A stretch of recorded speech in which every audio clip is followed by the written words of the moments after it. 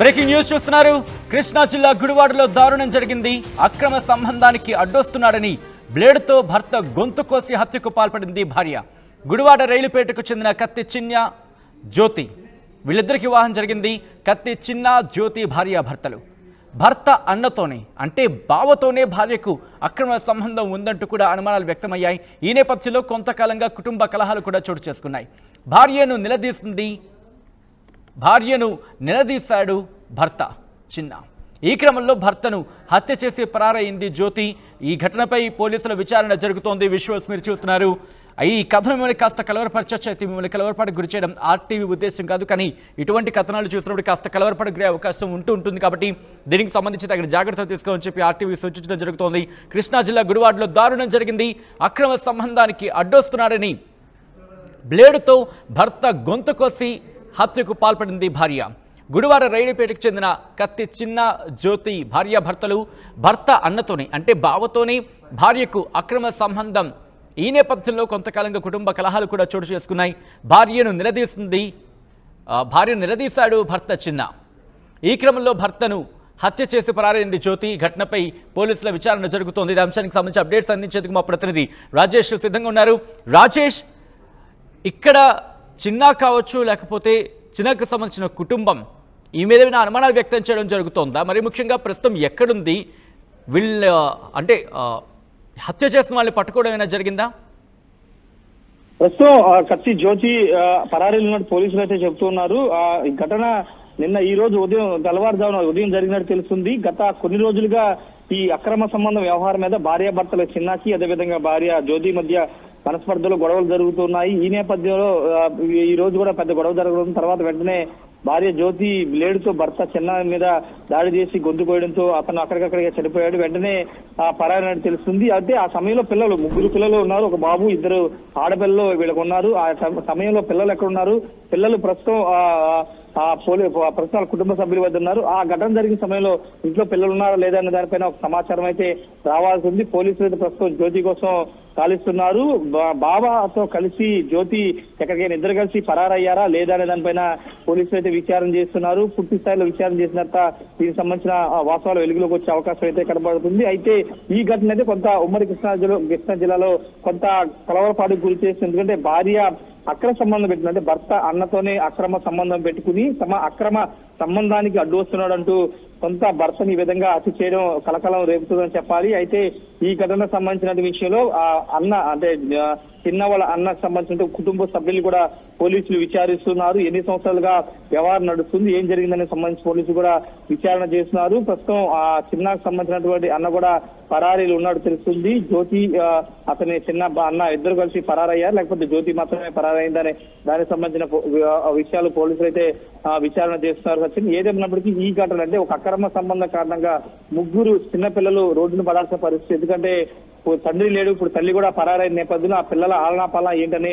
స్థానికులు కొంత ఆందోళన చేస్తున్నారు. వాళ్ళ అమ్మమ్మ వాళ్ళ తాలూకు సంబంధించిన వాళ్ళు ప్రస్తుతం పిల్లల్ని తీసుకున్నట్టు తెలుస్తుంది. ఏదేమైనప్పటికీ అక్రమ సంబంధాల విషయంలో అనేక చోట్ల ఇలాంటి దారుణాలు చోటు చేసుకున్నాయి.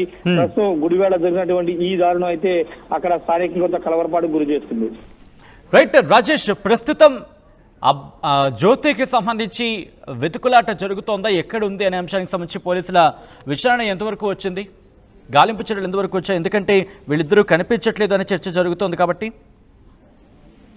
పోలీసులు గుడివాడ పరిసర ప్రాంతాలు ఆల్రెడీ అలర్ట్ చేశారు. గుడివాడ దాటి వెళ్లి ఉండకపోవచ్చు. అక్కడ స్థానికుల వాళ్ళ బంధువుల ఇళ్లలోనే జ్యోతి తలదాచుకుని ఉంటుందనేది పోలీసులు అనుమానిస్తున్నారు. ఈ నేపథ్యంలో జ్యోతితో ఉన్నటువంటి కుటుంబ సభ్యులు కానీ ఆమె స్నేహితులు ఇతర వాళ్ళందరినీ కూడా విచారిస్తున్నారు. పూర్తి స్థాయిలో రేపు సాయంత్రంలోపు జ్యోతిని పట్టుకునే అవకాశం కూడా కనబడుతుంది. ఎందుకంటే గుడివాడ పోలీసులు ఆల్రెడీ ఇటు చుట్టుపక్కల ప్రాంతాలకు సంబంధించిన పోలీస్ స్టేషన్ కూడా ఇంటిమేషన్ ఇచ్చారు కాబట్టి పూర్తి స్థాయిలో జ్యోతిని త్వరలోనే అరెస్ట్ చేసే అవకాశం కూడా ఉంది. సచిన్, అలాగే చిన్న జ్యోతిల మధ్య జరుగుతున్న ఈ ఇష్యూ కుటుంబ కలహాలకు కూడా దారితీసినట్టుగా తెలుస్తోంది. కుటుంబ పెద్దలు ఏమైనా రియాక్ట్ అవుతున్నారా? అసలు ఏం జరిగింది? గతంలో కూడా ఇటువంటి ఇష్యూస్ ఏమైనా జరిగాయా వాళ్ళిద్దరి మధ్య అంశానికి సంబంధించి? అంటే ఈ ఇష్యూ గురించి ఆల్రెడీ ఒకసారి పెద్దల సమక్షంలో పంచాయతీ జరిగినట్టుగా తెలుస్తుంది. అయినప్పటికీ జ్యోతి తీరు మార్చుకోకపోవడంతోనే భర్త నిలదీశాడు. గట్టిగా నిలదీసిన నేపథ్యంలోనే ఈ ఘటన జరగడం, ఇదంతా జరిగిందని స్థానికులు అయితే చెప్తున్నారు. అయితే ఈ ఎగ్జాక్ట్ గా అసలు వాళ్ళ మధ్య ఏం జరిగింది, దీంతో పాటు ఏదైనా గొడవ జరిగా లేకపోతే ఏదైనా ఇతర ఇష్యూ ఏదైనా జరిగిందని సంబంధించి పోలీసులు ఇంకా పూర్తి స్థాయిలో వివరాలు బయట చెప్పడం లేదు. ప్రస్తుతానికి అయితే అక్రమ సంబంధం అనేది ఉంది. అక్రమ సంబంధం కారణంగానే గొడవలు జరుగుతున్నాయి. ఒకసారి పంచాయతీ కూడా పెట్టారు. తర్వాత కొన్ని రోజులు కలిసి బాగానే ఉన్నారు. కానీ తర్వాత ఇంకా భర్త అడ్డొస్తున్నాడు.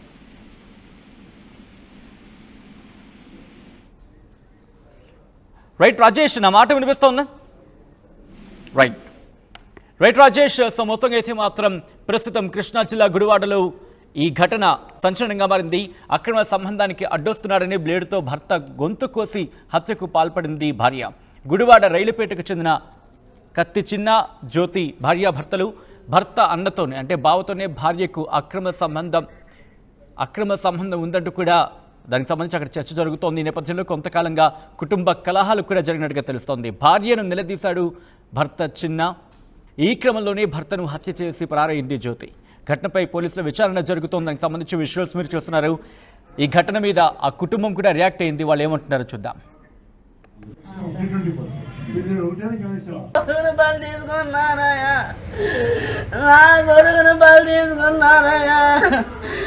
నా కడుపు తీపి నేను ఎవరు చెప్పుకోనయ్యా. నా కొడుకు పెట్టపోయినా కాళ్ళ ముందు బతుకుతారులే కదా అనుకున్నానయ్యా. నాకు ఈ టార్చర్ ఏంటయ్యా, నేనేం చేసుకోనయ్యా ఈ కోంబలో. నాయన ఈ కోంబలో వచ్చి నాకు ముద్దాడుదు అయ్యా. నేను మూలం పడితే నా కొడుకులు చూస్తాడు మమ్మల్ని అని మేము ఎట్ట పడ్డామయ్యా. నా కొడుకు అర్థం సావట్లేదయ్యా. నేను ఎంతవరకు తీసుకుంటామన్నారు. ఏది నాకు చెప్తారని తెలియదు నా నాథలకి. మధ్యాహ్నం కాడ పాపార ఫోన్ చేసి గుడి చెట్టు మీద కొట్టుకునేటప్పుడు గుడి చెట్టు మీదకి వస్తే 100 రూపాయలు ఇవ్వమంటే 100 రూపాయలు ఇచ్చాలి. ఇట్లా కొట్టుకున్నారు కదా అని చెప్పాను నేను అడిగి.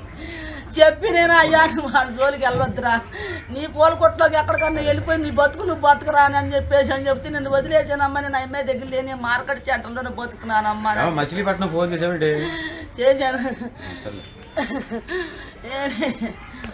అది నీతి మంత్రాలు అనుకున్నాను కానీ నేను ఇలా చేస్తుంది అనుకోలేదయ్యా. ఇద్దరు పడుకుంటే చక్కబడ్డారేమో అనుకొని నేను పనికి వెళ్ళిపోయానయ్యా. వాళ్ళిద్దరు ఎలా ఎలా చేస్తుంది అనుకుంటే నేను వెళ్ళలేదని కాదయ్యా. నా కొడుకుని కాపాడుకునేదాన్ని అయ్యా నేను. వాళ్ళలో వెళ్తారేమో అనుకోని ఆ అమ్మాయి అంటే మా